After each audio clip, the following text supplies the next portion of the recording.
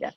Yes. Well, it's great to be here, and I love that it's a full circle, and that Avi is here, and that and even seeing being on some of these calls as a participant, just seeing what Fanuel is building here with the SAI and what the whole team is building, I think it's amazing and so appropriate for this unexpected time that none of us kind of could have imagined, to have to take things virtual and have meaningful experiences. So that's great.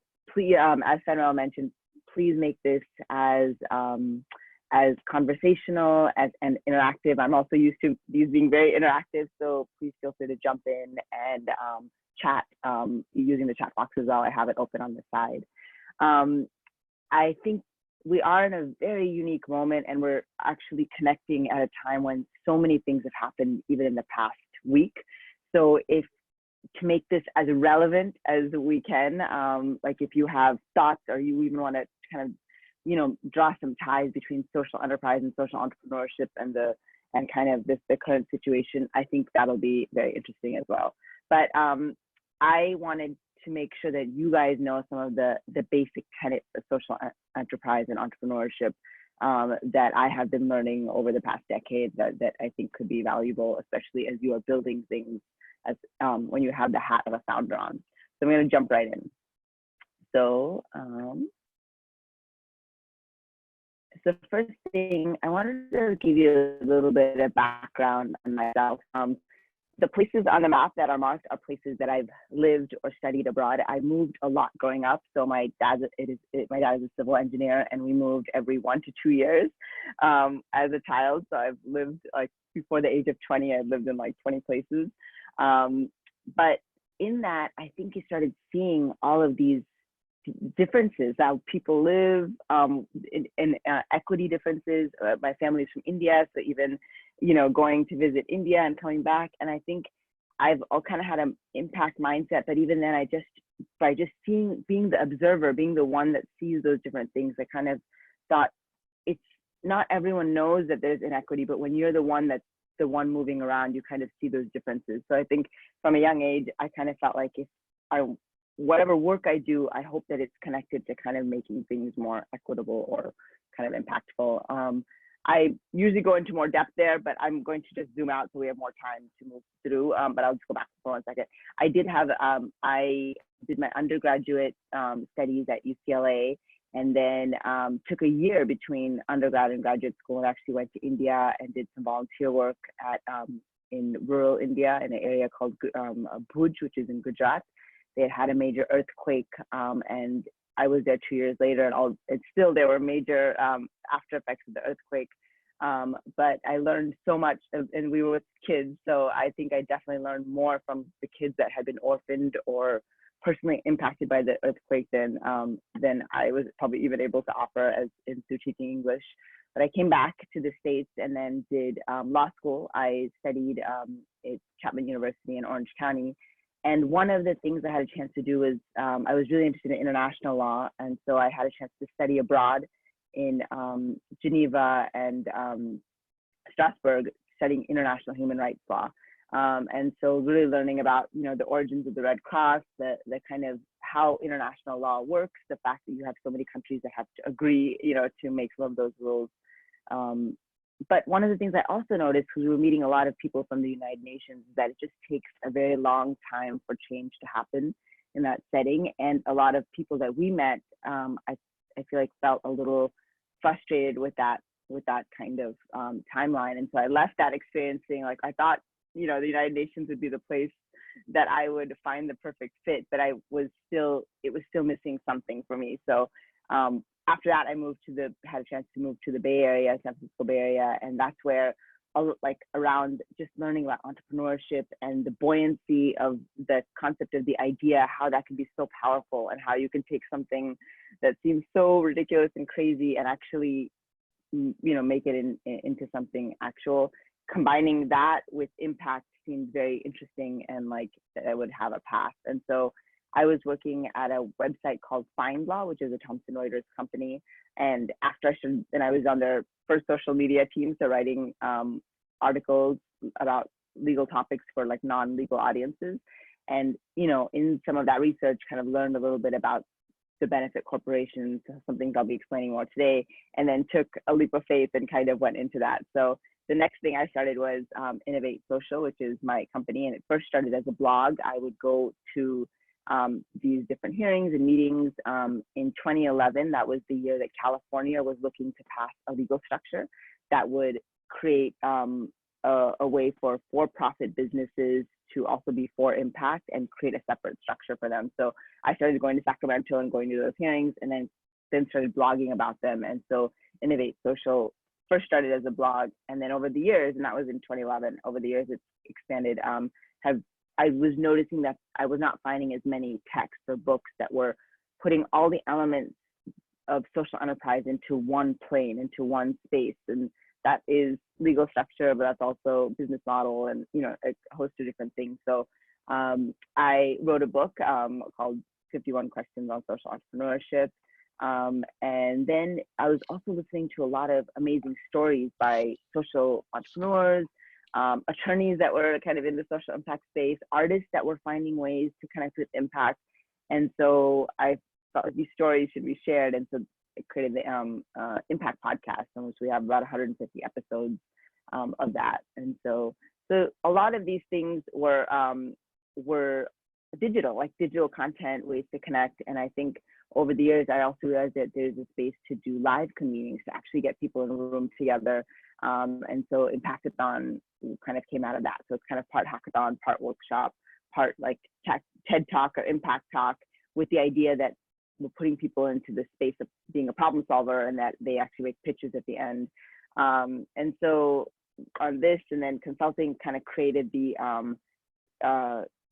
interaction, because sometimes with just online content or books or podcasts, you don't know how people are engaging with content. And so so this has been a way to connect with people. And then in this moment of time, it's very unique, because already a few things have been taken off the table because it's just now live meetings don't make sense. So it's like an interesting world. But in all of these things, I now consider myself more of an ecosystem builder. And I think for many of you, you might find that in your field too, as you're founding companies or organizations, that you, after you've been doing something a while and you're creating different tools and resources, you're no longer just the deliverer of that one thing, but you're actually kind of building a broader ecosystem. And I think that's a really valuable kind of mindset to have. So just a little bit about Impactathons. We've done 15 of them across the US with nearly 400 participants. And we mainly work with universities, foundations, communities, companies. And they've been all around the US that we haven't done. Yeah, we need to do some of this in central US to kind of cover that. And then we are planning, and we'll see how it all works out, but having the first international one this year. But everything is just kind of in a wait and see mode. Yeah, and these are kind of more engaging. We did one at UCLA, and we've done a couple at UCLA Anderson. And it's just a way to connect with people. And I think for me, it's also amazing to see, you can never assume that with two audiences or two groups that the way we think about social enterprise, or even the problems we identify, are the same. And I think there's so much that we learn as founders by listening to like what people highlight as issues in their community, because you can never assume that. So I think there's a lot of really good things that happen when we listen. Before we get to the next, I just wanted to learn a little bit about you all. I don't know, you can put in the chat box, you can unmute, but I'm kind of curious, how many people are founders or aspiring founders in this group? And, are you all post-grads or science, kind of in the science, space? Or if there's somewhere you want to like communicate, then I can just have a better idea of who's in the room. If you can just drop it in the chat, that'll be great. Yeah. Yeah, so feel free. I'm gonna keep feel free to just drop in the chat like how kind of your profile as well. So a few questions on social entrepreneurship. So we're gonna jump right in, and the first, okay, that's about you. The first one is, so what is it? So in the most simplified form, I think of it as using business models to create social impact. And so that includes, I feel like that's both specific enough where we're talking about it is, not just, social impact, that there's an element of business around it. But I like the concept of business models because that also is inclusive of nonprofit social enterprises. So we're not saying that, that it's just that there is a business model for sustainability that is also, it's kind of also a funding mechanism, but it's also the sustainability mechanism for that entity. And so that's kind of the simplified version. Thanks, Chris. Oh, for you, I founded a science magazine. That's very cool. So the next things are like, what are the key concepts? So if you were kind of thinking what makes social enterprise unique or a field of its own, well, one of the main concepts that we talk about is that it has a double or triple bottom line. So often when we think about businesses, they have a single bottom line. And when we kind of zoom out to social enterprises, we're thinking that not only do they have the bottom line of profit, but they also maybe have a double bottom line of maybe the environment, or a triple bottom line of the environment, community, and profit. So we're expanding that idea of what it means to be a business to say that impact is part of that like core essential, concept of what that business is. So that's kind of a key concept. Another one, and this is depending on what country the social enterprises are emerging in, but that many social enterprises are founded to serve the bottom of the pyramid, the base of the pyramid, and that's considered the poorest of the poor. So especially in developing countries, some of the really unique and innovative social enterprises that are emerging. Oh, cool. There's a poll. Yeah, awesome.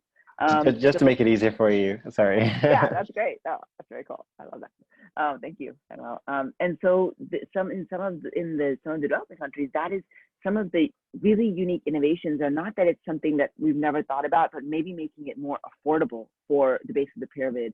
So there are some design firms that have made a prosthetic knee less than that can be purchased for less than $80.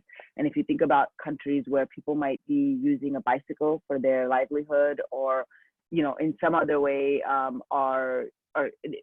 that's how they're kind of making a living, that could be so life changing, and that could actually change the trajectory of what they're able to provide for their families. And so there's that idea of affordability as also being impact, and I think that's also a very powerful concept. And some of the concepts, the other ideas are this idea of B Corp, which is a certification benefit corporation. And I'm not in front of you where I would look to you guys and see if any of these terms are familiar or not, but I don't know. So I'm going to act as though they're not, but maybe you have done a thesis on this. I have no idea. But hopefully I'm not repeating too much of something you already know. But the benefit corporation is a legal structure, and the B Corp is the certification. So we're gonna dive deep into that one later. Another concept I think that we should all be aware of as well is this idea of greenwashing, or I've heard of it as impact washing, or even SDG washing. And because there's not really an enemy to social enterprise, if you think about it that way. There's not someone that's saying no, we don't want social enterprise. So it is kind of it's a positive aspect of business. So because of that, you might have companies that are not very actually socially impactful, but they can put, you may have seen it, you might buy a product that has a green leaf on it, that there's no explanation of what that is, but it's trying to make you feel like they are kind of environmentally friendly. So I think now that we are emerging in this space, we also have to become critical about if someone is saying that they are socially impactful, are they truly socially impactful, and how can they kind of share, or that, or if it's not, then how can we also bring awareness to the fact that maybe they have practices that are actually not impactful. So Neetal, let me ask you this. Would you be able to define what is social impact actually? I don't know if we've defined that yet. Okay, yeah, so social impact is when we think about benefiting the community and the environment, and there's this concept, and we'll see it a little bit ahead, is that what is the net impact of what you're doing? So let's say you're doing some great, I always think, let's say a company is doing some great work, but then they also are dumping things into the ocean or something like that, where so there is they have a strong bottom line, they may be creating a product, but if the net impact of everything that they're doing, because they're also, creating harm in the environment, is net negative, then they're not impactful. And when I work with social enterprises, one of the kind of things I always like to see is, especially I'm often working with them when they're newer, when they're a smaller group of founders, but I kind of look at where does impact fall in the purpose or in the founding of their company. So if oftentimes, especially working with some of the amazing younger social entrepreneurs or people that are coming back to entrepreneurship after another career, is that their concept or their thinking is, I don't want to start a company unless it's creating positive impact. Like, I have no desire to do that unless, and so I would say impact is either number one or number two. Like, it's right, or like it's right, it's either equal to profit or it's even ahead of profit. And I think that is what a social enterprise is. I think that there are companies that have some incidental impact, which is amazing. And that's where corporate social responsibility, CSR, comes in. But that may not fall into like being a social enterprise. So an example there is, Lyft and Uber. They are, you can argue that they are taking cars off the road, that they are, maybe lessening, emissions or reducing people's carbon footprint, and that's all really good. But impact is not their like kind of primary or like one of their main intents of founding. So I wouldn't call them a social enterprise. I would think that they have a lot of positive benefits, and then that's why we're seeing that they can have some cool CSR effects. But if we're really talking social enterprise, impact comes higher, in the equation. Does that help, or is that? No, that was perfect. It's something that we talk a lot about at SAI, where we look at logic models and what is the impact that you seek to create, and I think we can get to this a little bit later, like how do you measure it? All these things start coming too, right? And always challenging, but I'll let you continue. Thanks. Yeah, that's cool. And Madhuri, are you from Orange County? I think I might know Madhuri. That's awesome. Okay, cool. So we'll go on from there. So who are social entrepreneurs? So we're really seeing such a unique group of people emerge as social entrepreneurs, and that's changing all the time. And I have no doubt that all of this coronavirus will actually might even inspire the next group of social entrepreneurs, because when we see how things work or when we see how they don't work, I think that's when people often feel inspired to say, like, this should be done differently, or this can be done better. And I think even the Greta Thunbergs of the world are also inspiring kind of the next wave of social entrepreneurs. So they really can be they're kind of a wide group of people who are founding companies or making their nonprofits act and look more like social enterprises than a nonprofit, like a charity-based nonprofit. So so it is a wide group of people, and there's and in each country, social enterprises are emerging a little differently. So kind of go more into this in the book, but it's very interesting. Like, some countries have legal structures, some countries they don't have that, but they have been, it's been going on for a long time. Like in India, social enterprise has been happening for a very long time. There's not a legal structure. In the US, it's newer and there is a legal structure. So in Korea, you have to actually register your company as a social enterprise with the government. So in a lot of different countries, it is emerging differently, and that's kind of really interesting as well. So in this talk, what we are going to look at, these are the 5 things I would love for you to walk away with and feel like you have some more knowledge about, is that there are legal structures and certifications for social enterprises. There are unique business models. There are funding models that are or funding options that are kind of analogous or similar to regular startups, but some that are also kind of more unique to social enterprises. And we'll kind of get into this a little bit later, that social entrepreneurship, beyond being something that social enterprise that you found, it's also a mindset, and that there is this, like, as this field matures and grows, that we are part of an ecosystem. And so maybe, 5 years ago, I was not talking as much about the ecosystem, but like that ecosystem really is emerging in unique ways. So I think it's really important as a founder to know that you're part of that, whether or not you know that it exists or not, you are part of that. So we're going to jump into legal structures and certifications for social enterprise. So I talked a little bit about this earlier, but benefit corporation is one of the legal structures that has emerged. And so each state passes its own version of a benefit corporation. So I would encourage you, as you think about if you are a founder in what state you are, incorporating in, to look to see if they have a benefit corporation, what their legislation is, and what the unique parts of that are. So the garden variety of social enterprises are, or for the benefit corporation, is that your company has to be making a positive impact on society and the environment. Sometimes they define that as a net positive impact. So you have to be, on the whole, making impact. But that, again, is defined differently by state.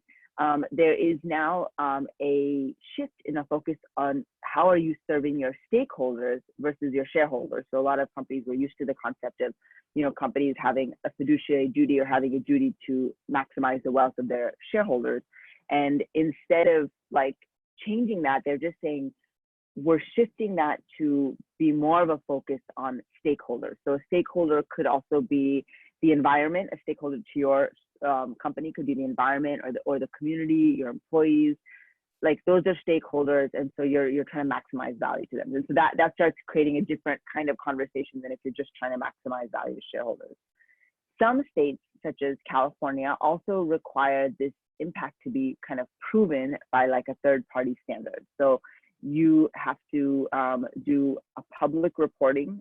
I believe it's every other year in California, where you have someone besides your own organization proving that you are creating impact. So B Lab, which is the organization that is behind B Corporation and Benefit Corporation, they have their own assessment. And so it's kind of like you do an assessment and then you get a percentage or numerical score, and you have to stay above a certain number.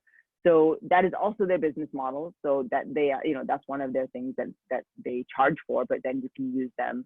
And they also, I think you can also just go and take it to see where you fall. So it's something to just be aware of too, looking at the B Lab and their assessment. So what we just talked about, the benefit corporation, when you say the whole word out, benefit corporation, is actually different than the B Corp. And the naming is very confusing because you would often, think you can just abbreviate benefit corporation and B Corp, but actually B Corp is a certification. So just like there is fair trade, certification and some of the different certifications, there is a B Corp certification. You may have seen it on products that you have. It has a B with a line under it. And so that was established in 2006, and you have to do the B Corp assessment and score within a range. And then there's a fee for that assessment as well. So, and it just depends on the size of your company of what that would be. And so, so there are other legal structures as well. So this is kind of an interesting story of its own, but how there's one called the low profit limited liability company. And it's similar to an LLC, but that started before the whole benefit corporation movement was kind of gained, a lot of impact, a lot of energy. So those kind of are still there, but they're not as active anymore. And there are 4 states have actually passed a legal structure that is very similar to the benefit corporation, but it's a separate one. So Washington, California has both. It has the social purpose corporation, this other one, and the benefit corporation, Florida and Minnesota. So yeah, that's just something to be aware of too. If you're looking, your state may not have a benefit corporation, but it may have one of the other ones. So when I'm working with social enterprises, one of the questions that often comes up is, how should we structure? What would that structure be? And now that you know a little bit about the legal structure and the certification, I can also share that you can do a mix and match. It's not always, you have to really, it all depends on, the organization, the company, the work, the funding, all of those come into play in deciding your legal structure. So you can be a nonprofit social enterprise. You can be a tandem. You can have some organizations have both a for-profit and a nonprofit part of their like of their whole entity as a whole. You can go for the hybrid, which they call the benefit corporation. Some industries and some people, some legal scholars kind of also believe that cooperatives are actually the more equitable form of legal structure for impact. And cooperatives often work. We'll see them in farming and in other countries that often can be effective. One of the challenges for cooperatives is if you're looking for funding and you have an owner, a cooperative is where you have owner employees, right? Like people that are working in the company also own the company. And so where that can be challenging is if you're getting funders from, let's say, more of a venture capital kind of funding, they may not want to deal with all of your funders, like all of your owners. Like they kind of want to deal with a fewer number of founders and owners. So there's also crowdfunding legislation that passed in 2011 called the Jobs Act. The Jobs Act created opportunities for like crowdfunding for equity. And so we'll get into that a little bit later. But so I think of that as a boon for social enterprises because it's a way to directly appeal to people about your social impact work. It hasn't exactly taken off in that way, but it is another option that is out there as well. Any questions on the legal structures or like the B Corp and Benefit Corporation as legal structures certifications? And you can just jump in and you're welcome to just unmute if you have a question. So, oh yeah, oh, okay, okay, Madhuri, I think yes, I think we know each other. That's crazy. Okay, so just to give you an idea of how the how Benefit Corporation is passed. When I mentioned in 2011, when I started Innovate Social, California was the 6th state to pass Benefit Corporation. And now if you look at it, just a few years later, we're at 36 states. So over half of the states have some form of Benefit Corporation. And from a legal lens, I think it's really valuable to know because often law is a very slow thing to change. So the fact that we're seeing these developments happen in a fairly short amount of time, I think is also just gives us an indication of what's happening in the future or what is possible. And I have a little bit of a timeline of the process for even getting the legal structure started in the early 2000s, and now we're like 20 years later. And so, even what it looks short still has taken some time to get here, and it's had a few hiccups along the way where it could have been passed as early as 2008, but it wasn't signed in California, and then it kind of had to come back around. And so some of that is really interesting.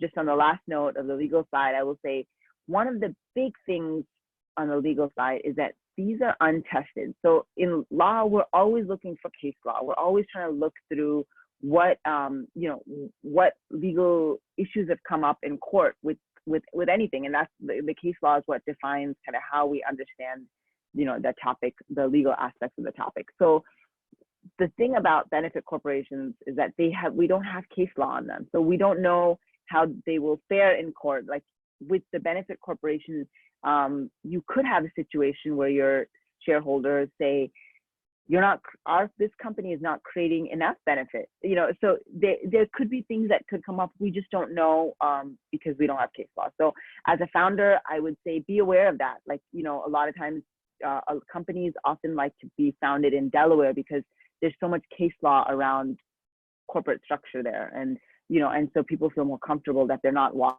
unknown. With this, we're all walking a little bit into an unknown because it's not tested. So just to be aware of that. And also, there is a connection between the certification and the legal structure. So B Lab has kind of said that you are under an obligation. If you have the certification and you go public, you have an IPO, you're kind of under an obligation within 3 years to reform as a benefit corporation, so as the legal structure. So one of the companies that happened with was Etsy. Etsy was a certified B Corp, had an IPO, and has not to this day actually become a benefit corporation with a legal structure. So again, this is all new. We're on the new side of these things, so we're kind of seeing these things emerge and arise as we kind of go. The next thing I wanted to get into was the business models for social entrepreneurship. So one of the things, as you are planning your social enterprise or trying to figure out how you will think about your business model, I would say, I'm just going to do a quick time check. Okay, I would say that simplicity goes a long way for business models, because you can get very complex with the business models. So one of the ones, early kind of, hallmark social enterprises, or companies with social impact, is Tom's. And I wonder, again, if I was in a room with you, I'd ask you if you're familiar with Tom's. And many of the young people are like, yes, but some groups are like, we have no idea. But Tom's is an apparel and they start out with shoes. Now they're, I think, into eyewear and coffee and a bunch of other things. But their model from day one has been 1-for-1. So for every pair of shoes that you purchase, they donate a pair. And I always think that was, like, we needed that, like the simplicity of that. And I think, they gained a lot of like kind of media attention, and they were, I feel like, on Vogue magazine. They kind of gained a lot of like public media attention. And so maybe that was great for the social impact space. For the actual impact, there's a number of articles, there's a lot of kind of debate whether that 1-for-1 model is really impactful, because one, when you donate a pair of shoes, you don't get to the cause. Why do people not have shoes in a certain area? It's almost like maybe people think it's like a band-aid. You're just putting something on top, but you're not solving an actual underlying cause. Another, kind of, critique has been that, like, in doing this, in giving shoes away in certain areas, they actually negatively impacted the local cobblers, the local shoemakers, like the local shoe, making industries. And so, like, people who had careers or had jobs, or, like that affected them directly. So I like that model because of the simplicity, but I think it definitely can be improved upon. So if you are thinking about a model like that, maybe there's something about supporting, either local organizations, or maybe part of that 1-for-1 model goes into actually diving deeper into the cause of issues, or kind of mapping out, causes and directly impacting those. But that it's a model to start with, but I think it can be improved upon if you decide to kind of go with something like that. But again, the benefit is that the model, the impact is baked in. So you don't have to like go later on and decide what the impact is. In every kind of accounting, the impact is part of it. And I think that is really good. Salesforce, as many of you may be familiar with Salesforce, it's a SaaS company. They are not a social enterprise, so I want to put that out there now. They're definitely a very firmly for-profit company, but since day one, they've had a 1-1-1 model. So 1% of their product, 1% of their employee time, and 1% of their profit goes to social impact causes, or, and so that's where they have, like, company volunteer days. They have, they give some of their software to nonprofits. I mean, so again, I think the clarity and the simplicity of that model, whether they're explaining it to their stakeholders or funders, or they're explaining it to their customers, it's very clear. So I think even if you're a social enterprise, you may decide to make those numbers higher and go 5-5-5, or 1-3-5. You may, depending on what you're working on, you can work with a model like that to tailor it for the work that you're doing and the causes that you're trying to benefit. But I think that is also like a good model, again, to start with, because I think anything where you make impact, bake it into the model, there's less chance that the impact can go away later, and also less like challenge in accounting for it when you work with your, right now your team is maybe 2 or 3, but one day, if you can imagine your company being 1,000 people, like, then imagine how will you account for impact then? So I think the simplicity of these models can kind of help you get there. In this past year or the year before, Trump had a tax cut that was 1%, and like Patagonia was one of the companies that said, like, that actually saved like $10 million on that, but they said, we're going to take this 10 million and put it towards climate change. So I think that is also, it's not a business model, but maybe if there are unexpected tax breaks, or here they didn't agree with the way you know, the EPA was being handled and all that, so that was also their kind of way of protesting forward, if that makes sense. So that's another thing too, is that if there are benefits in that way, you can allocate those funds towards the causes and mission, you know, that you're aligned with, or that your company is aligned with. One of the really cool ones I learned more deeply about when writing the book was called the organization called the Aravind Eye Care System, and it's based in India. And basically, it started out with one of, like, the founders are all ophthalmologists, and they're related. So I think they're brothers and sisters. There's a family of ophthalmologists. And one of them had come to the US, I think in the 1970s or 80s, and had seen McDonald's. This is a really interesting story. And he was very inspired by how McDonald's was so efficient, and how, like, whether you, any place you went to McDonald's, you could, like, depend on the, like, on the same product, the same food. And he said, like, what happens when you apply something like that to healthcare? And so when he came back, they started with like an 11-bed hospital, and they started making their eye surgeries very efficient. Their whole thing was around efficiency, and they became so efficient. They've done like 4 to 5 million eye surgeries, and they never turn anyone away for lack of funding. So they have like premium services where you might have your own room or something like that, but they have come, like, they almost have the, like, they're just very efficient, and they're able to, you know, like serve a lot of people. So this is almost what we call freemium these days now as well. Like, when we think about our apps, that many apps have some limited functionality that we can all use, but then for some more premium features, we pay for that. So I encourage, even is there a way in the work, especially if you're doing something that could positively impact more people, if you made it available to more people, is there a way to do a freemium model where some core aspects of what you're offering are free to all, and then some of the other, you know, features are, you know, paid? And it's kind of actually the model that I, in some ways, kind of think, because so much of my content is free, like whether you want blog posts or podcast episodes. And so I feel like if you really wanted to learn about social enterprise, hopefully you can come and learn about it, you know, through everything that we're creating. But then if you are looking for the live event or consulting, some of those, you know, then can be the basis of the business model that I'm creating. So even in your work, there might be something like that you can do as well. So these are just a few. There is a website called modelsforimpact.com, I think, or Models of Impact. I always forget one of those. But they have like 100 business models. And one thing I would say about business models is that they are really, you can be very innovative with that. So it's not like you have to choose one that has already been done before. You can use some of these and create your own, or choose one that works really well with your business or with the impact that you're trying to make.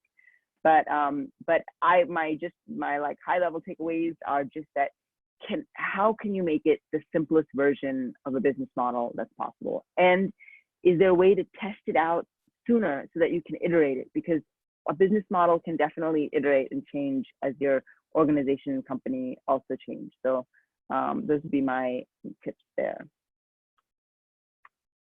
Now we're getting into funding options, and feel free, if you have any questions about the business models, to say them or type them in. So for funding options, if you're a for-profit social enterprise, you may look to some of the venture capital type of funding. There is, in the whole realm of venture capital, there's a small part of venture capital that's also impact investing. That is growing, but it is still, I say that because I want you to realize that's still a very small part of impact of venture capital. So a lot of, you know, social enterprises are like, yeah, we'll go for impact investing, and it doesn't always work out for everyone, but that space is growing. And impact investing, your investors are looking often for a double ROI. They're looking for their return on investment. So they are expecting often a return on the monetary investment that they make, but they're also looking for a return on impact.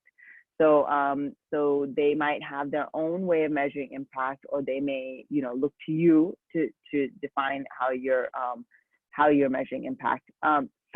If you are looking at impact investors, you may, depending on the kind of impact you're making, especially if you're not squarely in the app technology kind of space where you will be able to see impact, like, exponentially, and be able to measure it in that way using technology, you may also want to like think about this idea of patient capital, that if you're looking for investors, what is their timeline for the return on these things? Because sometimes even measuring impact takes time, especially if you're in the education space, where it just takes time to see what the impact is, so that it doesn't happen right away. You often don't know, for years even, kind of you have to track it over time. So be aware of that as well.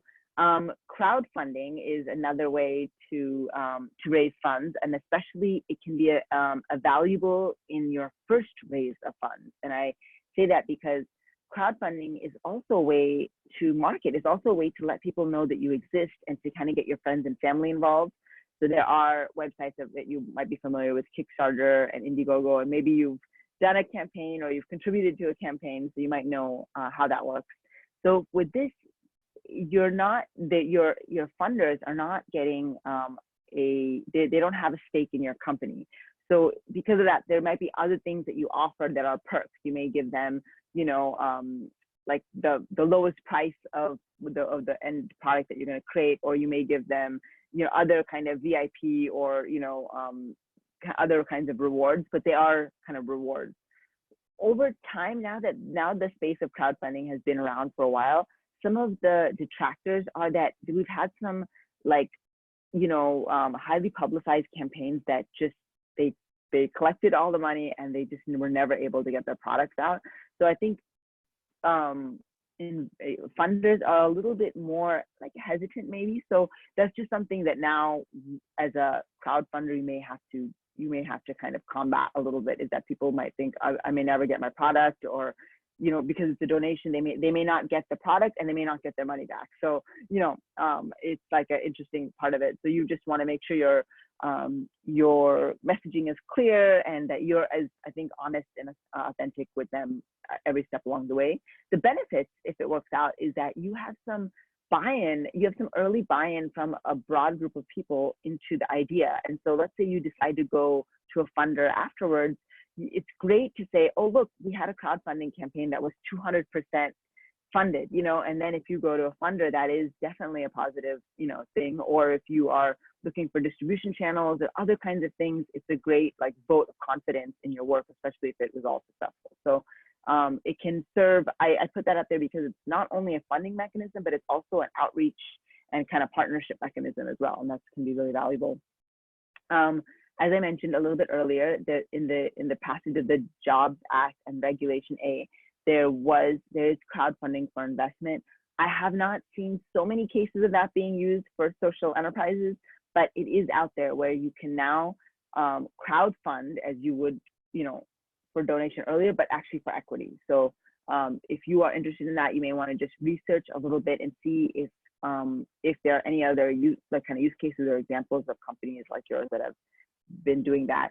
In certain states, like in California, prior to the passage of that federal bill, there were DPOs, which were direct public offerings, which were kind of like IPOs, but just within your state, and that could be crowdfunded. And so there were, law firms that were working with social enterprises to support their DPO. And it was great if you needed maybe up to $1 million of funds raised. But now that kind of is all folded into the crowdfunding for the Jobs Act and Reg A. Foundations can also fund social enterprises. So sometimes people don't always realize that because we think foundations only fund nonprofits. And if you are a for-profit social enterprise, there's something called the PRI, the Program Related Investment, that is a mechanism by which foundations can fund for-profit entities. The one thing is that there's a lot of due diligence that's required on the foundation side. And so that's a kind of an added investment they have to make into your company or organization. So just be aware of that and make it, maybe there's ways that you can make it easier for them if that's something that you're pursuing. But foundation funding can be great because you're getting not only the funding, but you're often getting all of the support and the brain trust of that foundation as well. You're kind of getting their advisory, support as well, which is really wonderful. There are social impact bonds, which are not really a bond, more of a contract, like between, and usually there's three organizations involved, like usually the private sector, the public sector, like the government, and then the social enterprise. And there's like, if you're able to like reduce recidivism, let's say, like that's often where we see it used, then the social enterprise gets funded by the private sector, or there's a three-way connection. So like that's something, it's not, it's not directly related, but it's something to be aware of. There's more kind of creative mechanisms like that that are emerging. And then I would say never rule out traditional funding. And I put this out there, and you can, whoever wants to type it in, but where do you think the majority of early stage funding for any startup comes from? Gonna see, you can yell it out, you can unmute, or you can just type it in, but where do you think the vast majority comes from? Wow, I'm thinking angels, maybe? Angels, I would have thought that too. Yes, friends and family, that's exactly it. So we think we need to go and do all of these things out, but really the majority of all startups are going to start with friends and family. So, as you're thinking through, and even with crowdfunding, actually, it's not as often that people, most crowdfunding campaigns are funded by their personal networks, So really, as you are building your network, and that's why I think groups like SAI are amazing, because it's a way of building networks with like-minded people who have their own networks. But that's something, just think about that too as you're doing that. There's also traditional funding like bank loans as well. So, there are all these, newer forms of funding, but we shouldn't forget that there are ways that companies have always been funded, and we can, look to those as well. So, any questions on the funding options? I know there's a high level kind of overview of that. So Neetal, I'm just watching the time, and let's get through the 4 and 5 together somehow if we can, and then open up for Q&A. Okay. Yeah, absolutely. Awesome. So we'll wrap up in a minute or so. Okay.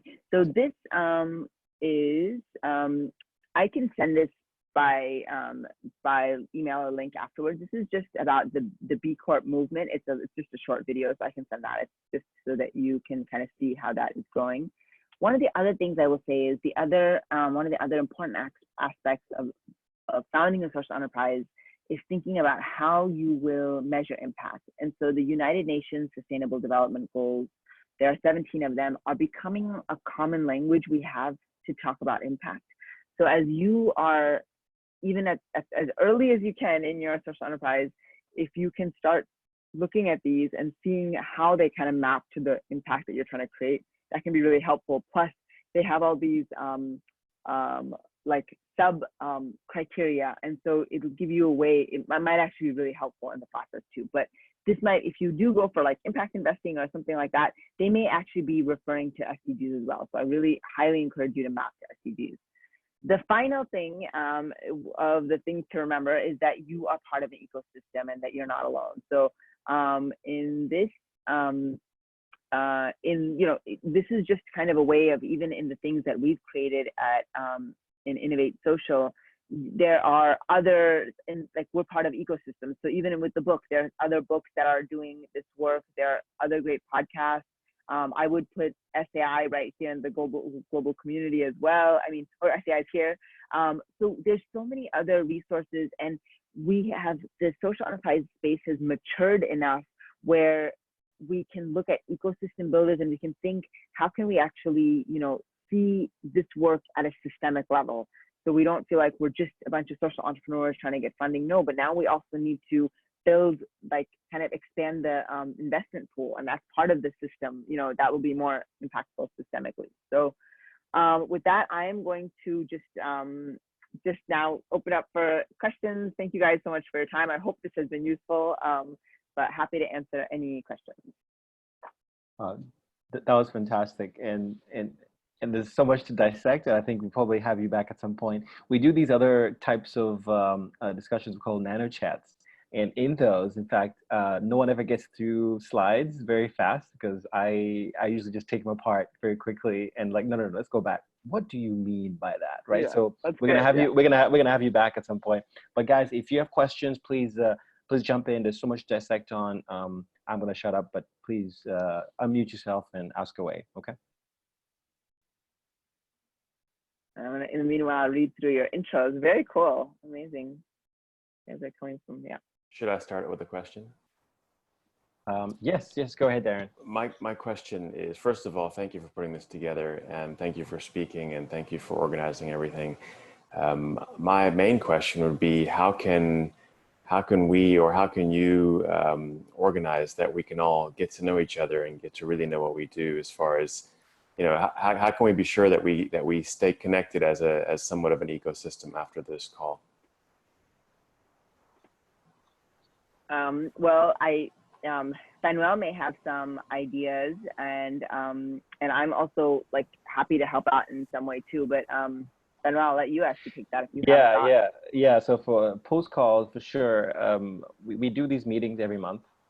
That's number one. So that's the platform where people can present their work, and I believe that when people present their work, they're looking for feedback, and those are the times when we normally engage and connect.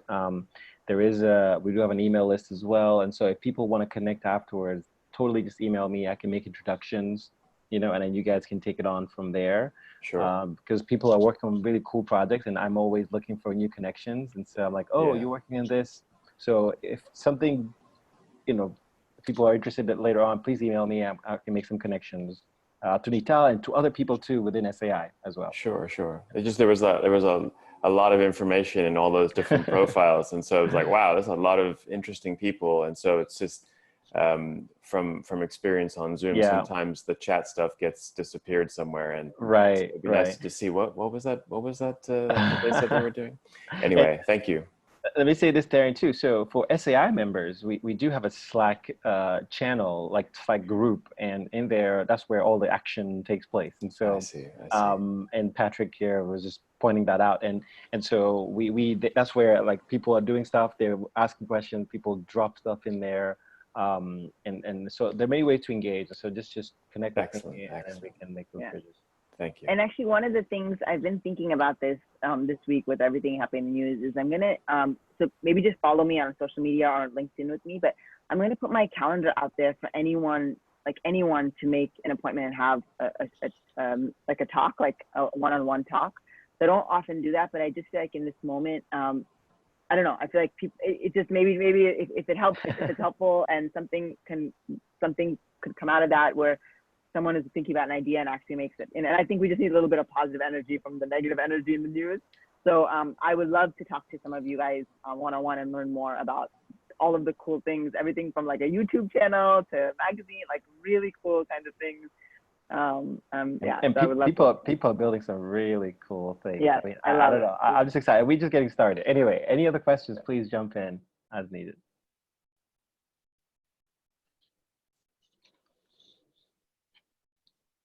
Or else I have many questions, but you know. Hi, I have a question. I'm an undergraduate student majoring in biochemistry, and I want to say thank you for all of your words today. There's a lot of information there, stuff to pick apart. So my main question is, what's the best way to gauge like how likely your idea is to make it, you know, and how much funding like you would receive from an idea like this? Yeah, that's a great question. I would say like the best thing to do is in startup world, we kind of think of the idea of a minimum viable product.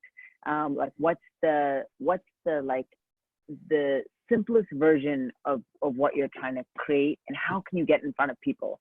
So I think that's the great thing about like, so maybe there's a book called Lean Methodology that might be helpful. If there's an impactathon, you can definitely try your idea out there. But if there's a way you can test it out with people and get in front of people and kind of see, is there interest in that? The old way of doing companies was that people would build something in the lab, or they'd be really secretive and like, you know, and wait, and then they would introduce it. And sometimes they don't know if there's a product market fit. But if you have people and it involved in the process, you have like focus groups, or you're getting feedback as the process is going, there's a better likelihood that what you're creating is of interest and does have a market. And if not, that you can pivot into something that is, you know, and especially if you're driven by the impact that you're trying to create, that can just be helpful. So so I would, yeah, like maybe there, and then there's also incubator programs and accelerator programs, and some of those things can be really helpful if you're brand new in the startup world, and even if you're not, just because you're around other people who are working on things like that. So yeah, I would just try to think, what is the simplest version, and can you get it out and get feedback soon, you know? And then that might just give you an idea, are people interested? And then that can also start paving the path of like, okay, if so, who would fund this? You know, how would it move from this milestone to the next milestone? I don't know if that's helpful. That is, thank you. Mm-hmm.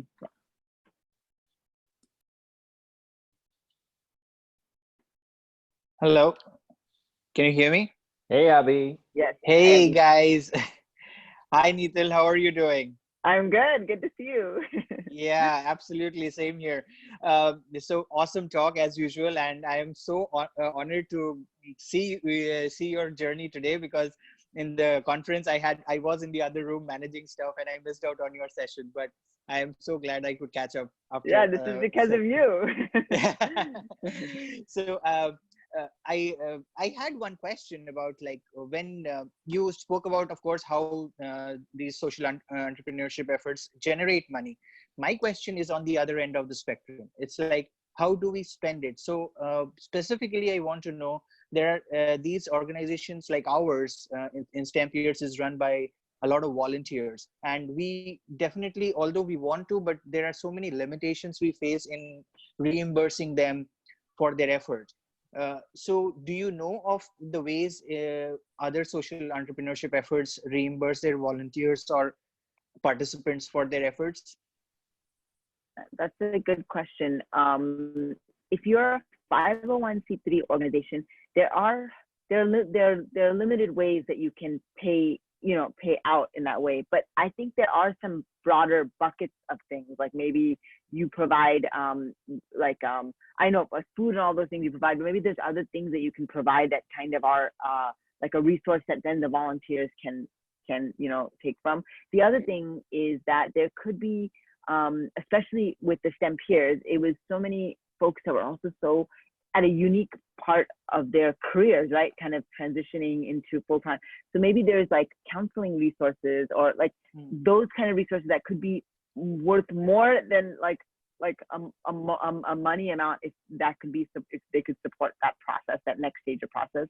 So, yeah, maybe because you have such a defined group of like volunteers, figuring out what creates value for them, and then finding out like how you can serve that might be helpful.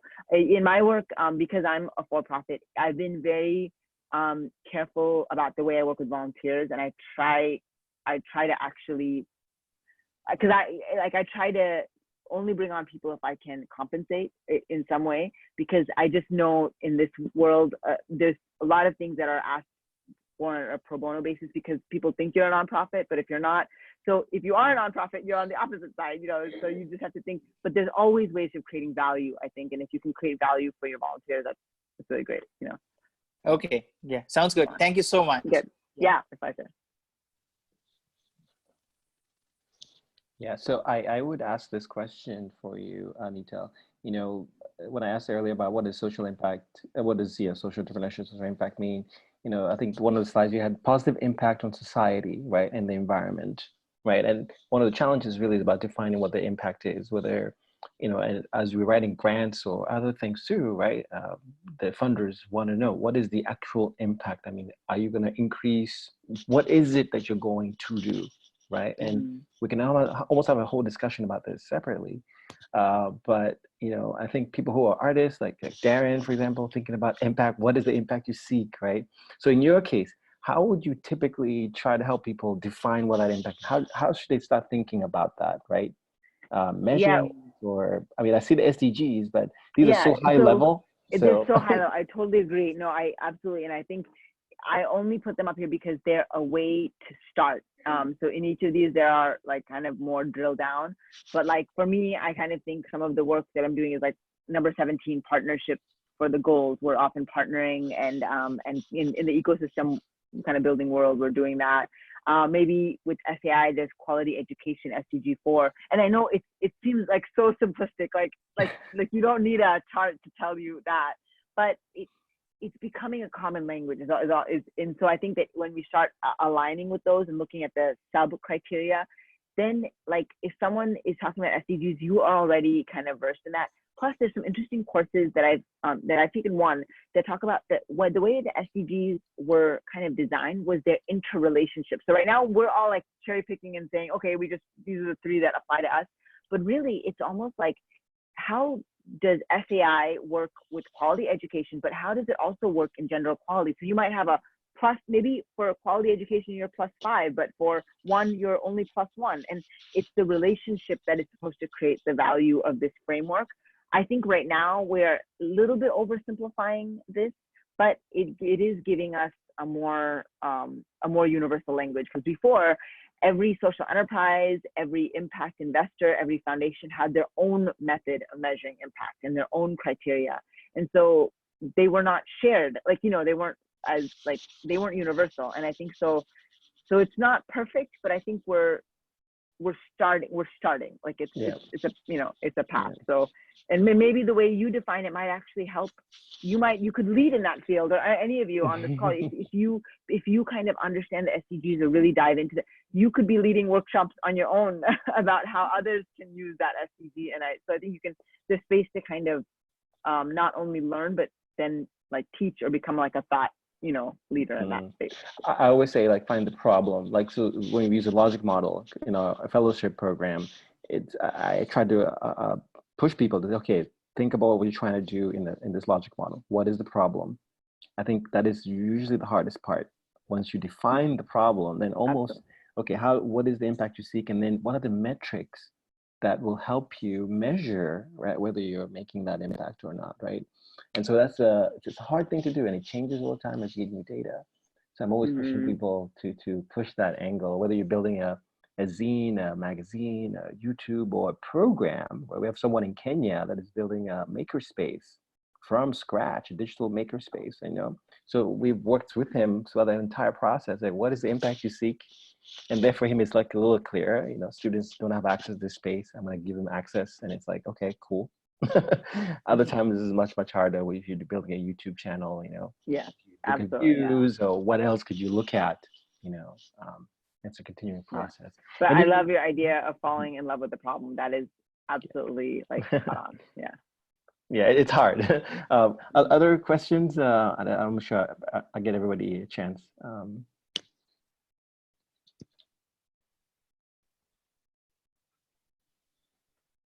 People are so quiet. I know. It always makes you nervous. Either you missed it or you. I hope I didn't miss the mark on the presentation. Purva here. Purva, hi. Hey.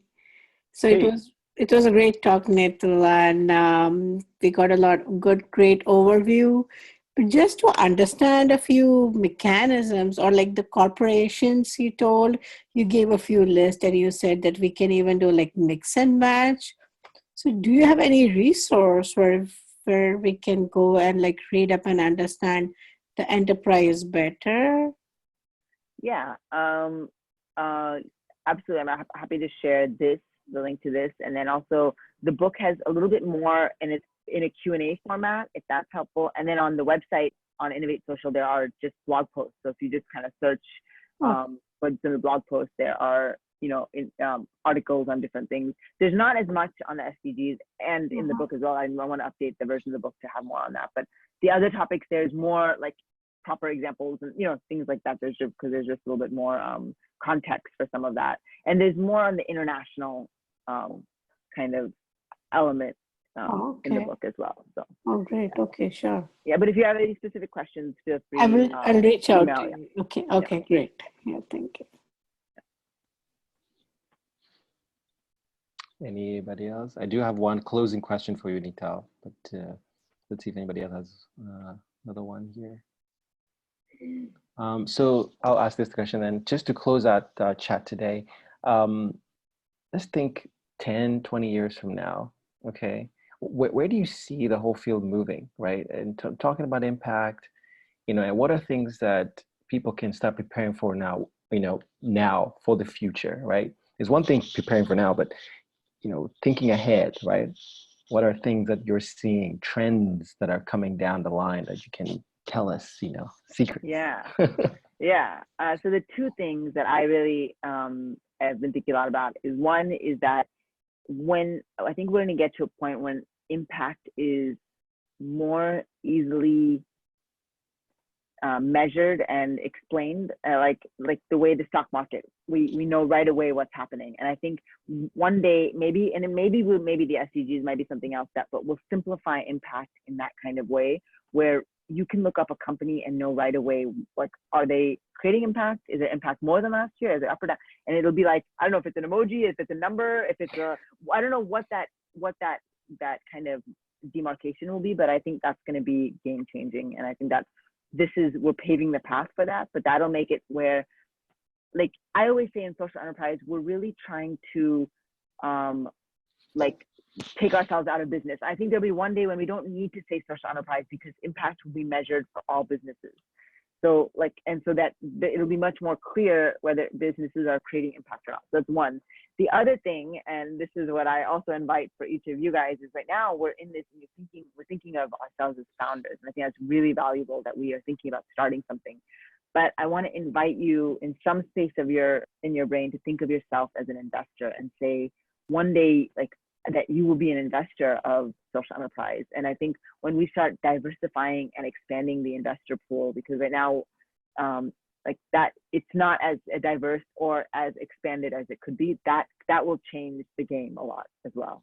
I think so when we kind of move into that. So I think those are the two things that I feel, and that's happening. There are some really cool venture VC fellowships and angel fellowships, or where they're actually kind of teaching you how to be an investor. So there's more of those tools and pipelines that are emerging to kind of be able to adopt that investor mindset. Yeah, thank you so much for that. I think hopefully for SAI, as we grapple with this and we get new ideas, new people, right? We are trying to be ahead of the curve, if you will, to create that space and environment where new ideas can be generated and the impact, right, can be measured. And I completely agree with you. Some sort of metric or numbers, a set of numbers, not just one, suite of them will be generated and are being generated, that people can then use to try to get at, what are you doing? What is the impact that you're creating? And with that, I would like to, again, thank you, Neetal, so much for that wonderful presentation. This has been recorded, so it will be available for people later on if you want to go back, and because it's very dense. Yeah. And so please, and you can reach out to Neetal directly on social media and others as well. And with that, thank you. Have a good rest of your day and stay safe out there. Yeah. Right. Bye.